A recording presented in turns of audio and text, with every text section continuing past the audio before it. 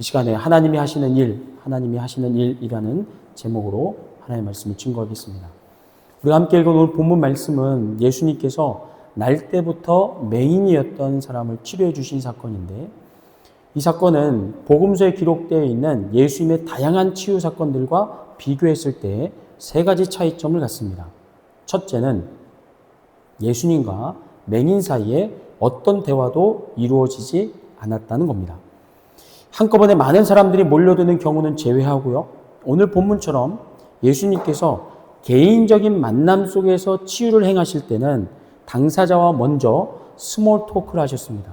예를 들어 네가 낫고자 하느냐, 내가 내게 무엇을 하여 주기를 원하느냐 등 예수님이 먼저 질문을 하시든지 아니면 상대방이 치료해달라고 요청을 하든지, 어쨌든 치유 이전에 예수님과 당사자 사이에 대화를 통하여 먼저 관계가 형성되었고요. 그 다음에 문제를 해결해 주시는 게 보통이었습니다. 그러나 우리가 오늘 본문에서 읽어봤듯이 이런 대화가 오늘 본문의 사건 속에서는 전혀 이루어지지 않고 예수님께서 일방적으로 맹인에게 다가가 그의 눈을 치료해 주십니다. 이게 첫 번째 차이고요. 이어 두 번째 차이는 독특한 치유 방법입니다. 본문 6절에 보면 예수님께서 땅에 침을 뱉고 진흙을 이겨서 맹인의 눈에 바르셨다고 말씀하는데, 복음서에 기록되어 있는 치유 사건들 대부분은 사실 말씀으로 이루어졌습니다. 네 믿음이 너를 구원하였다. 일어나 내 자리를 들고 걸어가라. 내가 원하노니 깨끗함을 받으라. 등등. 예수님은 주로 말씀으로 치유의 능력을 행하셨습니다. 그리고 드물기는 하지만 이번처럼 그분의 침을 사용하신 적도 물론 있습니다. 마가복음 7장에 보면 귀 먹고 말 더듬는 사람을 치료하실 때, 그리고 또 이어서 마가복음 8장에 나오는 벳세다의 맹인을 치유하실 때도 역시 예수님은 본인의 침을 사용하셨습니다. 그러나 예수님께서 치유의 도구로서 침과 진흙을 함께 사용하신 것은 복음서 전체를 통틀어서 요한복음 9장이 유일합니다. 그리고 또한 이 맹인이 실로암 못에 가서 눈을 씻은 후에야 치료가 이루어졌다는 것, 또 우리에게 눈길을 끕니다. 여기서 예수님이 진흙을 사용하신 것은 태초에 하나님께서 우리 인간을 창조하신 사건과 사실 오버랩이 됩니다. 창세기에 보면 하나님께서 다른 피조물들은 다 말씀으로 창조하신 반면에 우리 인간만은 진흙을 직접 빚으셔서 우리를 만드셨습니다. 따라서 본문 속 예수님이 침과 진흙을 손수 섞어서 맹인의 눈에 바르신 것은 단순한 치유가 아니라 그의 눈을 새롭게 재창조하는 관점으로 우리는 해석할 수 있습니다. 그래서 예수님께서 창조주 하나님이신가 동일하신 분임을 증명한 사건으로 우리는 치유의 방법을 볼 수 있습니다. 끝으로 다른 치유 사건들과 세 번째 차이는 뭐냐면, 장애의 원인에 대한 신학적인 질문이 제기되었다는 겁니다. 오늘 본문 2절을 다시 보시면요. 제자들이 물어 이르되 랍비여, 이 사람이 맹인으로 난 것이 누구의 죄로 인함이니까? 자기니까 그의 부모니까? 여기서 지금 제자들이 예수님을 뭐라고 부릅니까? 랍비라고 부르는데, 그것은 가르침을 얻고자 질문했음을 의미합니다. 뭔가 듣기 위해서요. 자기들이 궁금한 것에 대해서. 근데 당시 제자들이 가졌던 질문이 뭐였냐면, 왜 이 사람이 맹인으로 태어났는가? 그가 갖고 있는 장애와 고통의 원인이 누구의 죄 때문인가? 이게 그들의 질문이었습니다. 즉, 제자들이 가지고 있었던 기본적인 생각은 뭡니까? 육체의 장애와 고통이 누군가의 죄로 인한 하나님의 징계라는 생각을 가졌다는 거고요. 이것은 당시 대부분의 유대인들이 갖고 있었던 고정관념이었습니다. 그리고 그 고정관념은 모세의 율법에서 비롯됩니다. 신명기 28장 15절을 같이 읽어볼까요? 시작. 내가 만일 내 하나님 여호와의 말씀을 순종하지 아니하여 내가 오늘 내게 명령하는 그의 모든 명령과 규례를 지켜 행하지 아니하면 이 모든 저주가 내게 임하며 내게 이를 것이니. 신명기를 통독해 보시면 아시겠지만, 그러고 난 뒤에 뭐가 이어집니까? 다양한 저주와 징계들이 소개가 됩니다. 근데 그 가운데 28절과 29절을 보세요. 여호와께서 또 너를 미치는 것과 눈머는 것과 정신병으로 치시리니 맹인이 어두운 데서 더듬는 것과 같이 내가 백주에도 더듬고 내 길이 형통하지 못하여. 보시는 것처럼 신명기에는 명백하게 맹인이 앞을 못 보는 것이 죄에 대한 하나님의 저주라고 말씀을 합니다. 그리고 계속해서 출애굽기 20장 5절도 보시면요. 같이 읽습니다. 시작. 그것들에게 절하지 말며 그것들을 섬기지 말라. 나 내 하나님 여호와는 질투하는 하나님인즉 나를 미워하는 자의 죄를 갚되 아버지로부터 아들에게로 3, 4대까지 이르게 하거니와. 여러분 이 말씀은 무슨 뜻입니까? 하나님을 미워하는 자, 즉 하나님의 명령에 불순종한 자의 죄값을 그 당사자에게만 아니라 그의 자녀와 후손들에게도 감당시키겠다는 겁니다. 그래서 이런 말씀들이 유대인들에게 하여금 장애와 고통을 죄악에 대한 하나님의 징계 혹은 저주로 이해하게 만드는 배경이 되었습니다. 그리고 유대인이었던 예수님의 제자들 역시도 이 관점에서 질문한 겁니다. 이 사람이 맹인으로 난 것은 누구의 죄로 인함이니까? 자기니까? 그의 부모니까? 이 질문에 대하여 예수님이 대답합니다. 본문 3절을 보시면 예수께서 대답하시되 이 사람이나 그 부모의 죄로 인한 것이 아니라 그에게서 하나님이 하시는 일을 나타내고자 하심이라. 자, 일단 예수님은 맹인을 향한 제자들의 비판과 정죄로부터 맹인을 분리시켰습니다. 왜냐? 신명기와 출애굽기에 기록된 하나님의 말씀은 다른 사람을 정죄하거나 비판하라고 주신 말씀이 아니기 때문입니다. 여러분, 모세의 율법은 그 대상이 누구에게 주어진 겁니까? 모세를 통해서 하나님 누구에게 율법을 주십니까? 하나님을 안 믿는 이방인이 아니라 하나님을 창조주요 구원자로 믿는 하나님의 백성들에게 주신 말씀입니다. 따라서 그들에게 하나님이 저주와 징계를 말씀하신 목적은 하나님의 백성들이 고통당하고 괴로움당하는 것을 즐기기 위함이 결코 아니었다는 겁니다. 그와 반대로 하나님의 백성들이 뭐하지 않도록요. 하나님의 은혜를 악용하지 않도록 하나님을 우습게 여겨서 우상처럼 하나님을 섬기지 않도록 그래서 하나님의 말씀에 불순종하지 않도록 막기 위해서 하나님의 백성들에게 율법을 주신 것이었습니다. 조금 전 우리가 봤던 출애굽기 20장 5절에서 하나님은 나를 미워하는 자의 죄를 갚되 아버지로부터 아들에게로 3, 4대까지 감당시키겠다고 무섭게 경고하셨습니다. 그러나 그 다음에 뭐라고 말씀하시는지 보세요. 출애굽기 20장 6절입니다. 같이 읽을까요? 시작. 나를 사랑하고 내 계명을 지키는 자에게는 1000대까지 은혜를 베푸느니라. 아멘. 여러분 3, 4대에 걸친 징계와 1000대에 걸친 은혜 둘 중에 뭐가 더 큽니까? 당연히 은혜가 훨씬 더 큽니다. 그것도 그냥 조금 더 큰 게 아니라 설사 앞에서 3, 4대에 걸쳐 하나님의 저주와 징계를 받았더라도 돌이켜서 회개하고 하나님께로 돌아왔을 때 누릴 은혜는 그 전에 받았던 저주와 징계를 다 회복하고도 남을 만큼, 아니 과거의 고통과 괴로움이 기억되지 않을 만큼 엄청난 은혜를 하나님 백성들에게 약속해 주셨습니다. 그러니까 하나님께서 하나님 백성들에게 저주와 징계를 말씀하신 목적은 어떤 잔인한 복수나 안갚음을 위해서가 아니라 뭐라고요? 잘못을 깨닫고 회개하도록 하나님께로 돌이키도록 하기 위한 최후의 방법이었다는 겁니다. 따라서 하나님의 징계는 함부로 다른 사람에게 적용할 것이 아니라 나 자신의 믿음을 성찰하고 돌아보는 데 적용해야 됩니다. 교회에서 발생하는 상처들 가운데 많은 경우 다시들 아시다시피 성도들의 말 때문에 일어납니다. 그런데 그것도 다른 사람의 고통과 괴로움을 너무 쉽게 하나님의 저주나 징계로 판단하는 데서 상처들이 발생합니다. 이번에 당한 불행한 사건은 당신이 평소에 기도 안 해서 그런 거야. 예배에 소홀해서 그런 거야. 믿음이 약해서 그런 거야. 봉사 안 해서 그런 거야 등등.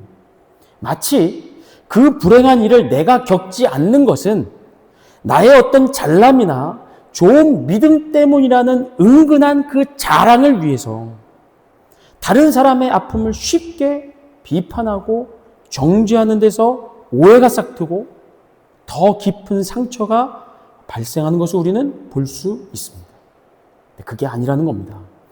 하나님의 징계와 저주는 그 목적이 내가 하나님이 돼서 다른 사람을 정죄하라고 주신 게 아니라 전적으로 나를 위해서 죄악된 삶을 청산하고 하나님께로 돌이키기 위함이라는 것, 그걸 알려주고자 예수님은 제자들의 비판과 정죄로부터 맹인을 분리시켰습니다.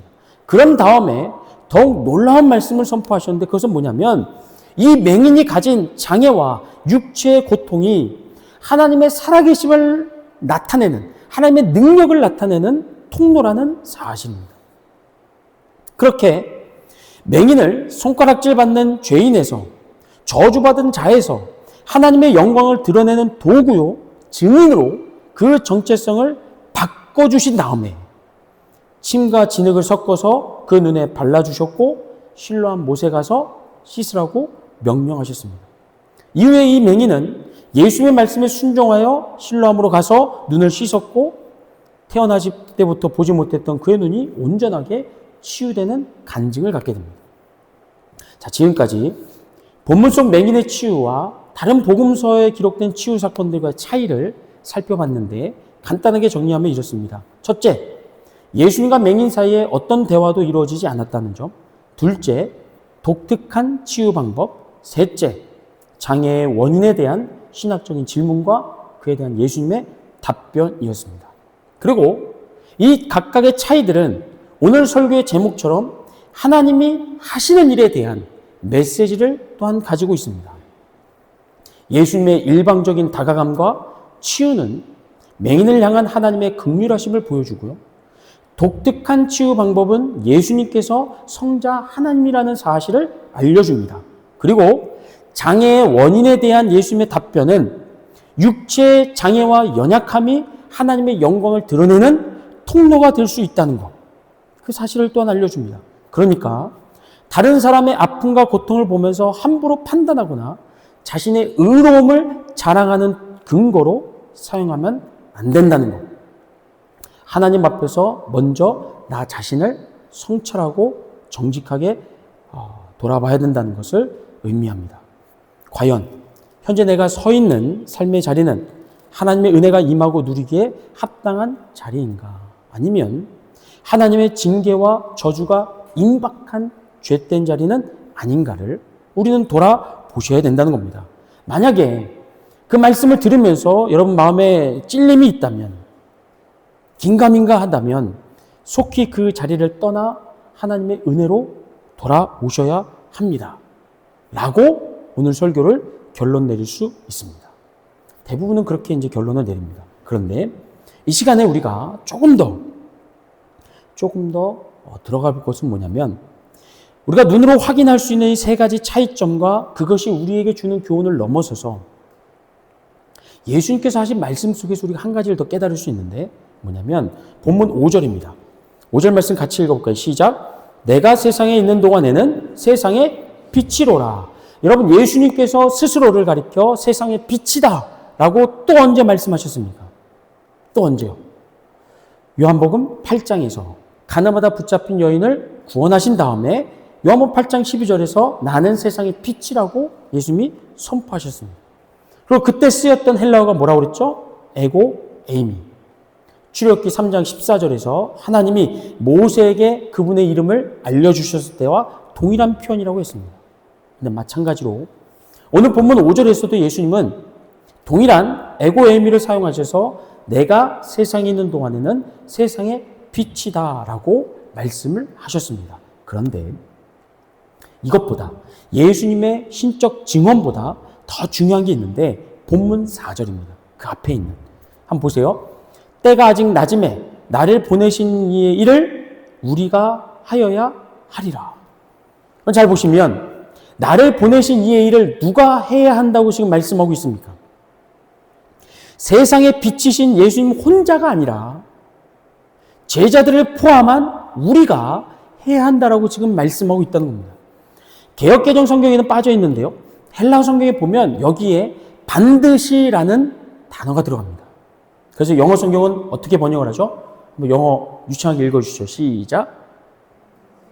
그렇죠. 뭐가 들어갑니까? 동사가? 조동사 must가 들어갑니다. 자, 그런데 예수님께서 하신 이 말씀은요, 미래형으로 되어 있지 않습니다. 자, 이번에는 내가 시범을 보여줬으니까 장차 너희도 나처럼 하나님의 말씀 오해하지 말고 맹인과 같은 사람들을 만나면 그들을 긍휼히 여기고 도와주고 돌봐 주어라. 앞으로 장차 그렇게 말씀하지 않았다는 겁니다. 지금 뭐라고 말씀하셨다고요? 지금입니다. 지금 우리가 이 맹인을 향한 하나님의 일에 동참해야 한다는 겁니다. 그리고는 실제로 예수님께서는 제자들을 맹인을 치유하는데 동참시켜 주셨는데요. 그 활약이 본문에는 직접적으로 기록되어 있지 않지만 그 증거는 충분합니다. 예수님께서 맹인의 눈에 진흙을 바른 다음에 뭐라고 말씀하셨죠? 실로암 못에 가서 씻으라고 했습니다. 자, 예수님께서 맹인을 만난 장소에서 실로암까지의 거리에 대해서 학자들마다 추정하는 게 각자 다르지만 최소 500m에서 최대 1km까지도 봅니다. 지금 맹인을 진흙 발라준 데서 실로암까지. 그러나 거리의 길고 짧은 것과는 별개로 여러분, 앞을 못 보는 맹인 혼자서 실로암까지 갈 수 있을까요? 가능성이 아주 제로는 아니지만 아마 거의 불가능할 겁니다. 무엇보다도 맹인을 실로암까지 인도한 사람이 있었음을 그의 증언에서 우리는 확인할 수 있는데 본문 10절부터 11절에 보시면 그들이 묻되 그러면 내 눈이 어떻게 떠졌느냐? 대답하되 예수라 하는 그 사람이 진흙을 이겨 내 눈에 바르고 나더러 실로암에 가서 씻으라 하기에 가서 씻었더니 보게 되었노라. 지금 맹인이 뭐라고 증언하고 있습니까? 예수라 하는 그 사람. 이 표현은 누군가가 그에게 설명해 주었음을 말합니다. 너를 치료하신 분이 예수라고요. 앞을 보지 못하는 그가 또한 자기 눈에 발라진 게 뭔 줄 알았습니까? 진흙인 것을 알았습니다. 그 얘기는 치유의 과정에서 누군가가 맹인과 함께 있음을 우리에게 알려줍니다. 근데 그 누군가가 누구냐 말이죠. 바로 예수님의 제자들이라는 겁니다. 처음에 그들은 맹인과 거리를 두었습니다. 저 사람이 장애를 갖고 태어난 것은 당사자나 부모의 죄 때문이라고 생각을 하고 맹인을 정죄했었습니다. 그러나 이후에 예수의 말씀을 통하여 장애를 하나님의 저주나 징계가 아닌 하나님의 영광을 드러내는 통로로 제자들이 달리 바라보게 되었고 무엇보다도 나를 보내신 이의 일을 지금 우리가 반드시 해야 한다는 그 말씀에 순종하여 제자들이 뭐 했다고요? 그 맹인을 실로암까지 인도하였고 그 과정에서 누가 당신의 눈에 진흙을 발라주었는지 누가 당신을 치료해 주었는지를 증언해 준 것이었습니다. 사랑하는 성도 여러분, 오늘 본문 속에서 예수님은 맹인의 치유와 회복을 통하여 하나님이 하시는 일에 참여하셨습니다. 그러나 그 일은 예수님 혼자만의 사역이 아니었다는 게 중요합니다. 맹인을 치료하고 회복하는 사역에 예수님은 제자들을 참여시켰고 그들로 하여금 맹인을 외면하는 자가 아니라 하나님께로 인도하는 자로 세워주셨습니다. 그리고 오늘 저 여러분을 예수님의 제자로 불러주십니다. 때문에 우리는 다른 사람의 아픔과 고통을 관망하면서 원인을 분석하는 자가 아니라 그들의 고통에 동참해서 하나님의 일을 보여주는 하나님의 그의 고통을 통하여 어떻게 역사하실지를 증언하는 그 역할을 우리가 감당해야 될 줄로 믿습니다. 그래서 육적으로나 영적으로 맹인된 사람들에게 예수님의 이름이 참된 위로가 될 수 있도록 고통받는 그에게 치유가 일어나고 하나님의 사랑과 은혜를 경험할 수 있도록 그런 역사가 우리 주변에서 이번 사순절을 통하여 많이 경험될 수 있기를 주의 이름으로 축복합니다. 아멘. 우리